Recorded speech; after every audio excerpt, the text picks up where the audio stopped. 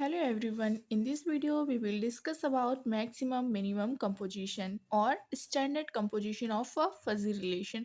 Consider two binary fuzzy relation pxy and qyz with a common set y. The standard composition or maximum minimum composition of p and q is denoted by pxy composition qyz produces a binary relation Rxz on XXZ and is defined by Rxz P composition Q xz maximum of y minimum Pxy qyz for every x belongs to capital X and y belongs to and z belongs to capital Z.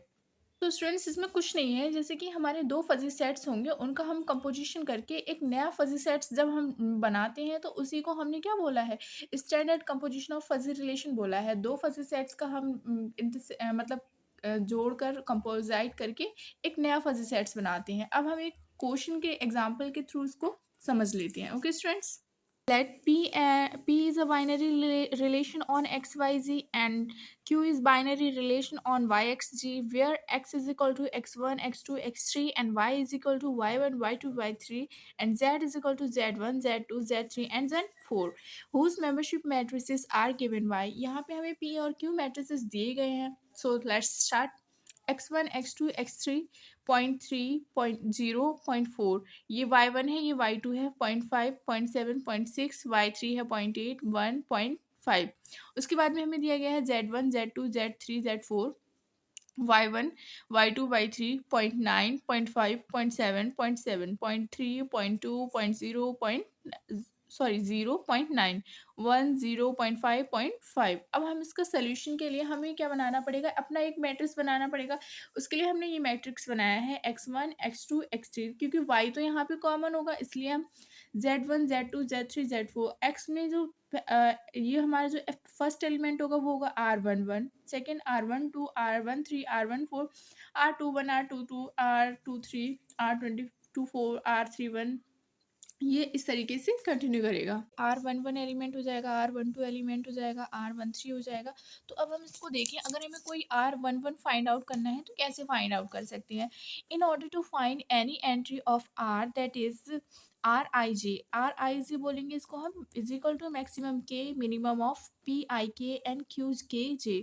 यहाँ पे क्या है, p i k और q i j किसके elements हैं students, p and q के elements हैं। अब r11 निकालना है। Okay students, maximum k minimum of P I के एंड क्यू के जी। तो यहाँ पे हम देखते हैं आई के हमें वन वाला, सबसे पहले हम मिनिमम ऑफ मैक्सिमम ऑफ के मिनिमम फर्स्ट एलिमेंट निकालते हैं। तो हमने क्या लेना है, इसका p11 लेना है और q11 लेना है आई। उसके बाद में हम किसका मिनिमम लेंगे, मिनिमम लेंगे p12 का और q21 का लेंगे, क्योंकि आई है और फिर k है और यहाँ पे k है और फिर आई है। इस तरीके से हमने लेना है। उसके बाद में मिनिमम ऑफ 13 और 31 लेना है स्टूडेंट्स। तो अब हम यहाँ पे देख लेते हैं, जैसे कि p11 कौन सा एलिमेंट होगा हमारा स्टूडेंट्स, p11 तो हमारा होगा 0.3 एलिमेंट। ओके, और q11 कौन सा एलिमेंट होगा स्टूडेंट्स, 0.9 होगा।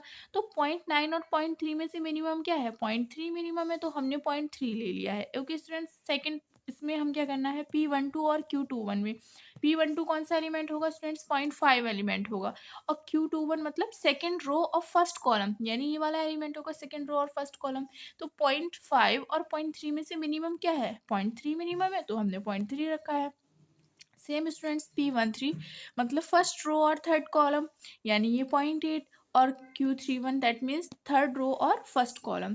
थर्ड रो हमारी ये है और फर्स्ट कॉलम ये है 0.8 और 1 में से बताओ स्टूडेंट्स क्या मिनिमम है, 0.8, तो हमने ये लिख दिया। अब इन सब में से जो मैक्सिमम है वो हमें लिखना है, तो 0.8 यानी r11 जो पोजीशन पे हमारा एलिमेंट होगा उस यहाँ पे जो एलिमेंट आएगा उसकी वैल्यू क्या है, 0.8। इसके आगे इसी तरीके से सेम प्रोसेस करके हम बाकी सारे ये जो एलिमेंट्स हैं हमारे वो एलिमेंट्स निकाल सकते हैं, या आप लोग खुद करिए।